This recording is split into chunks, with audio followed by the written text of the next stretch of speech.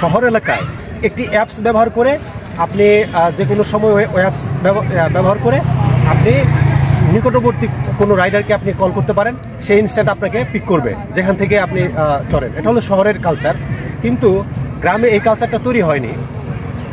আমরা যখন ছোটোবেলায় ছিলাম, একজন ব্যক্তি খুব দ্রুত বাইক চালিয়ে যেতেন, পেছনে কেউ না কেউ থাকতো। উবার পাঠাও, যে আমরা জানি যে পাঠাও বাংলাদেশে 15 সালে শুরু করে, তাদের মতে আর কি। আর উবার শুরু হয় 2016 সালে বাংলাদেশে, বিশেষ করে ঢাকা শহর কেন্দ্রিক ছিল এই রাইড শেয়ারিং। কিন্তু ওই সময়টাতে কিংবা তারও প্রায় 1 দশক আগে থেকে আমাদের এলাকায় এই সাটুরিয়াতে একজন ব্যক্তি এই ভাড়ায় বাইক চালাতেন, যখন বাইক তো ছিল খুব রেয়ার। তিনি হচ্ছেন আমাদের এই সবুর ভাই।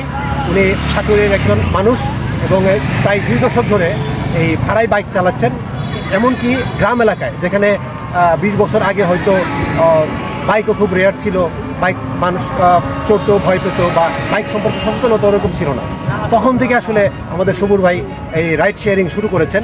এবং এ হচ্ছে আমাদের সেই সবুর ভাই, আমাদের সাথে আজকে কথা বলবেন। আচ্ছা সবুর ভাই, আপনি তো প্রায় আমরা ছোটোবেলায় দেখতাম যখন আমরা স্কুলে পড়তাম, তখন থেকে আপনি এই বাইকে 22 বছর হচ্ছে। তো আপনি ওই প্রায় 20-22 বছর আগে আমি যখন দেখতাম যে উনি খুব দ্রুত গতিতে বাইক নিয়ে যাচ্ছেন, তখন তো আমরা সাইকেল নিয়ে স্কুলে যেতাম, তখন বাইকের গতিতে ছিল আমাদের জন্য খুব দ্রুত গতির একটা মানে বাহন।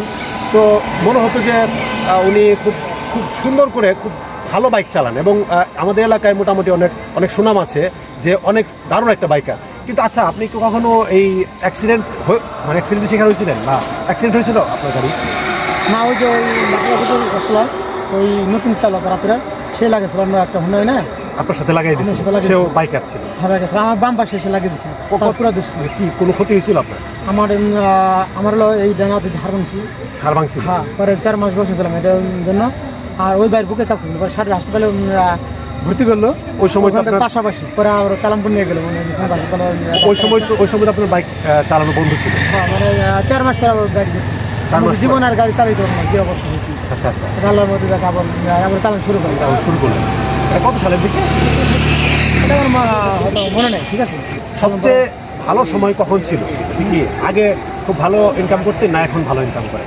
না, আগের সিস্টেমে আইসা পড়ছে। এখন অনেকের যে কয়েকজন নাম্বার দিচ্ছি, এখন ফোনে টিপ দিতে জায়গা মনে করেন, তারপরে ওই স্টানে বসে আউট টিপ ধরে যায়। মনে করেন আমার মনে করেন আমি না থাকলে মনে করেন হুন্ডা নাই অচল। আর মনে করেন আমার ছাড়া চললাম। হ্যাঁ, তো আসলে বাইক এখন আগের মতো মানে ইনকাম হইতেছে। বাইক রাইডিং এ এখন পর্যন্ত আমাদের সাটুরিয়াতে এই সবুর ভাই আছেন। আমি প্রথম আর কি অ্যাভেলেবল, যিনি প্রথম থেকেই এটা খুব অ্যাক্টিভ এবং ওনার যে পারফরমেন্স, সেই পারফরমেন্স দিয়ে উনি মূলত ওনার সুনাম ধরে রেখেছেন এবং কাজ করে মানে এখনো পর্যন্ত আছে। এখন কেমন ইনকাম হয় প্রতিদিন যদি ধরি এভারেজ না? এভারেজ মনে করেন 60-এর থানায় যে গাড়ি আছে আতলা মসজিদের বলে, তো যদি কেউ বলে তাহলে যায়, না হলে মনে করেন বাড়ি কাজ করে নিয়ে থাকে।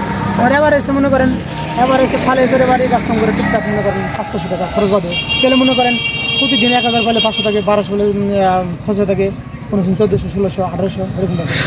1400, 1600, 1800 হয়? হ্যাঁ, যে মধ্যে হয়। বেশি করলে 9 থেকে 1000 আসে। সন্ধ্যা পরে আর কি, দিনে তার 500 টাকা। টিভিএস রেডিয়ন্স।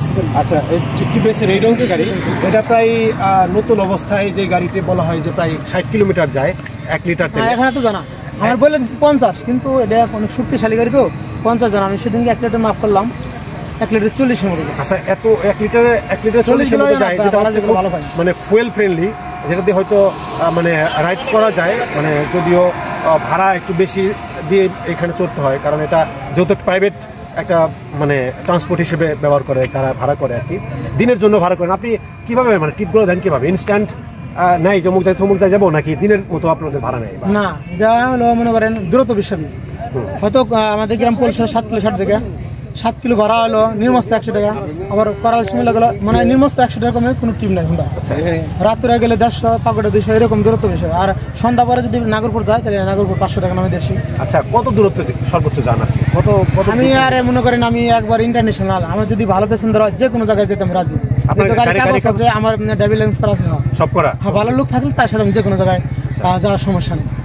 অপরিচিত কেউ যদি আপনাকে দূরে কোথাও যাইতে বলে যাবেন? অপরিচিত ওটা তার মনে করেন কথায় যদি ভালো লাগে, চেহারা যদি ভালো লাগে, মনে করেন মনে যদি মনে ওরকম যাবো, যাবেন। হ্যাঁ, লোক দেখলেই তো বুঝতে পারবো না, বুঝলেন? হ্যাঁ, তো আপনার তো মোটামুটি পরিচিত প্যাসেঞ্জারই অনেক, সেখানে তাদের রেসপন্স করতে করতে আপনার হয়তো অভিজ্ঞতা হয়ে গেছে। আর অপরিচিত লোক ওরকম মনে দূরে যায় না, যেগুলো পরিচিত ওগুলো আর্জেন্ট দরকার যায়। মনে আছে পাবন বেড়ানে নাগরপুর গেছি, আর কলিয়া যে কলিয়া বাজার আছে, মানে বিভিন্ন এলাকায় যায়, যেমন দৌলতপুর যায়, টাঙ্গাইল যায়, দূরে দূরে যায়। আজকে 2টা পেট্রোল করলো, এখানে কাপড় 500 টাকা দিয়ে দিল, মনে করেন আজকে যে 8টা না এখানে। হ্যাঁ, ওই আমরা এখন তো আসলে অটো রিক্সা চলে, ব্যাটারি চালিত অটো রিক্সা।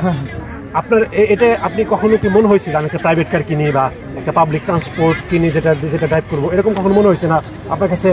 আপনি তো, আমি যত জানি আপনার বাইকটাকে আপনি খুব ভালোবাসেন, জানি। তারপর আমার ছোটবেলার একটা আশা, যারা আমি বলি আশাটা আকাঙ্ক্ষা নাকি, ছোটবেলায় আসা আমার একটা প্রাইভেট কার কিনে চালাবো। এখনো হইতেছে না, মনে করেন এটা পারিবারিক সমস্যা আছে, মানে ভবিষ্যতে আমার ছোট পিকআপের একটা আশা আছে, এগুলো মনে করেন পিকআপকে আপনি চালাবেন না ড্রাইভার দিয়ে চালাবেন? আমি নিজে চালাবো, এটা চিন্তা ভাবনা আছে। মানে আপনি এই যে এত দিনের যে এটাও থাকবে, এটা ভালো একটা গাড়ি কিনে চালাবেন না? হ্যাঁ, এটা চালাবেন না? না, এটাও চালাবো, ওটা যখন ফোনে টিপবো তখন ফোনে টিপ দিব, আমার আশা আছে। আর এটাও মনে করেন ভালো টিপগুলো দিব। পরে পালসার গাড়িটা কেনার আশা আছে। পালসার গাড়ি তো পোষাইতে পারবেন না? পোষালো, আমার ভিআইপি টিপ দিলে সমস্যা নেই। এটা নিজের দরকার মনে করেন, তাহলে ওটা আমি কিছু সিম্পল তখন ইনকাম, আর পিকআপে আমার টিপ ইনকাম করছি, এটা আমার হলো চিন্তা ভাবনা। আচ্ছা, তো আমাদের এই আজকে সন্ধ্যা হয়ে গেছে, আমাদের সবুর ভাই কিনে বিস্তারিত কথা পরে একদিন বলবো। কিন্তু আমাদের এই সবুর ভাই হচ্ছে রাইড শেয়ারিংয়ে বাংলাদেশে প্রথম, আমরা ধরে নিচ্ছি, যেহেতু ওনার আগে আমরা কেউ বলতে পারছি না ওনার আগে কাউকে রাইড শেয়ারিং করতে দেখেছি বা বাইক চালাতে দেখেছি। সো আমাদের সাটুরিয়াতে যে একজন মানুষ এত বাইক প্রিয় এবং এত ইনোভেটিভ চিন্তা যে আরও 20-22 বছর আগে করেছে, যেটা এখনকার আধুনিক শহরে যারা আমরা, তারা আসলে বড় 5-7 বছর আগে চিন্তা করতে পারলাম। তো সবুর ভাইয়ের উত্তরোত্তর মঙ্গল কামনা করছি, এবং ওনার যে স্বপ্ন যে পরবর্তী একটা পিকআপ কিনে নিজে চালাবেন এবং বাইকও চালাবেন, বাইক যেহেতু ওনার প্যাশনের জায়গা, যেহেতু আমার ফোনে টিপ হয়ে গেছে, হ্যাঁ হয়ে গেছে। এবং আমরা কথা বলতে গিয়ে আমরা ওনার সাথে কথা বলার সময় অলরেডি 3-4টা ফোন আসলো, মানে ওনার মানে আজকে সন্ধ্যা হয়তো 10টা পর্যন্ত ওনার করতে হবে, রাইডিং করতে হবে, 12টা-1টা পর্যন্ত রাইড করা লাগে। সো আমি ওনার সর্বাঙ্গীন সফলতা কামনা করছি এবং সুস্বাস্থ্য কামনা করে, এবং যাতে কোনো দুর্ঘটনা, একটা দুর্ঘটনার শিকার উনি হয়েছিলেন ওনার এই 20-22 বছরের কেরিয়ারে। তো সবুর ভাইয়ের সর্বাঙ্গীন মঙ্গল কামনা করে আজকে সাটুরিয়ার বালিয়াটি থেকে বিদায় চাইছি। Thanks for watching.